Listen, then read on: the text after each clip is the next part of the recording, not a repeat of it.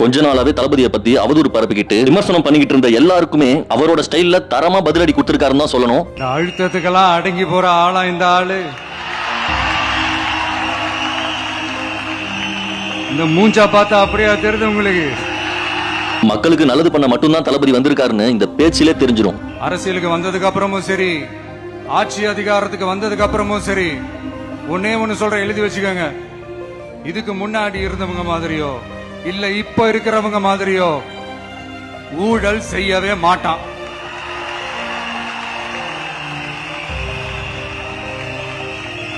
ஒரு பைசா தொட மாட்டான். எனக்கு அது அவசியமே இல்ல. புரிஞ்சுங்களா உங்களுக்கு? எனக்கு அதை தொட வேண்டிய அவசியமே இல்ல.